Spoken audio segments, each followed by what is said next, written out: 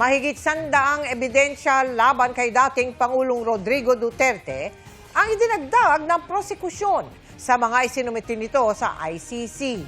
Kabilang dyan ang mga audio-video files at libu-libong pahinang dokumento. Nakatutok si Mari Zumali.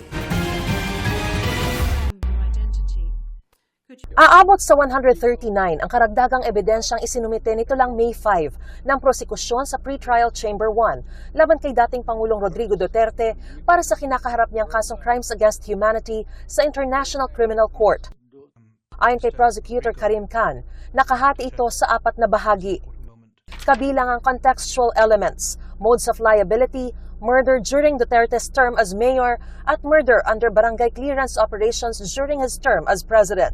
Nauna na sinabi ni Prosecutor Khan na inihahanda na nila ang kanilang 2 testigo, 16 na oras na audio-video files at aabot sa 9,000 pahina ng dokumento para sa confirmation of charges na nakatakda sa Setyembre 23. Ibinasura naman ng ICC Pretrial Chamber ang apela ng kampo ni dating Pangulong Duterte para sa bahagyang pagliban o partial excusal ng 2 hukom sa pagdinig ng usapin kaugnay sa jurisdiksyon ng hukuman na inihain nila nitong 1 ng Mayo.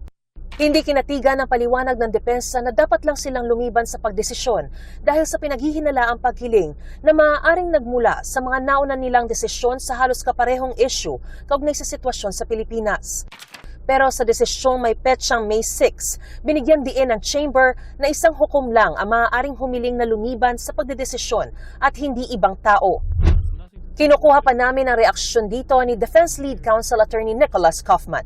Para sa GMA Integrated News, Mariz Umali, nakatutok, 24 oras.